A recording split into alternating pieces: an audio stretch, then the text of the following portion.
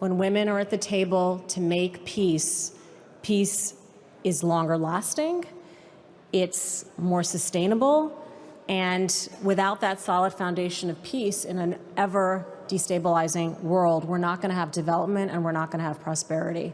Unfortunately, as we speak, the freedom, security, and prosperity of the people of Ukraine and people around the world continue to be threatened by wars of aggression and dictatorial regimes. Freedom fighters are paying the ultimate price, the price of their lives. Each of us must do our utmost to make sure that their sacrifice is not in vain, and that we stand for values of freedom, democracy, and human rights.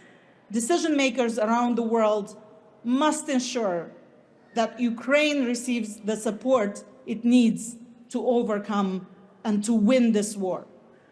Ukraine has right to get back its territories and sovereignty over all territories of Ukraine, including Crimea. And I truly hope that all democracies continue to pay attention how this war evolves and, of course, give support to Ukraine. If my best was better than a man's best, I was allowed to do it.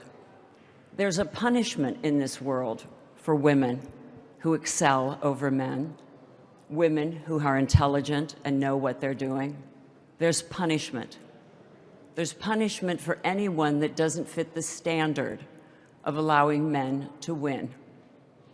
Well, now we've allowed men to win at the cost of slaughter.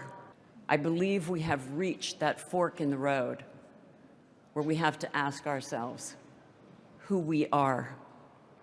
And it doesn't matter if you're a man, a woman, LGBTQ, what color you are, where you're from, what your political beliefs are. Are we going to allow this inequity, this death-threatening inequity, to stand in our way of being better, or as Melania Trump would say, be best? Well, you know what? We, all of us here, have decided to be our best, no matter what the consequences. And for now, we're still standing. And a phrase I like to use very much is that if women aren't at the table, we're on the menu. And it's as simple as that. Women have been marching, people have been marching for peace and for change for a long time. The question is, what do we do now? And it is about action. There is a startling statistic that The Economist put out, that if women were given equal participation and rights as men, the world's GDP would increase by $28 trillion. Men have to recognize that women are equal in building their own society and their happiness, and it's not just about men. I mean, that's a big burden for men to bear, right?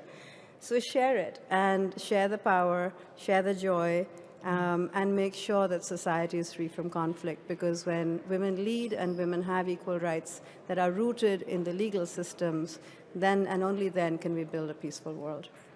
Oftentimes, the information that's really important, that will really matter to the future, that history will record, that will affect the future of a human being, that information tends to be quiet. It tends to be little heard by most people.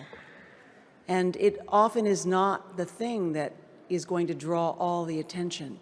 That is the information that's worth fighting for.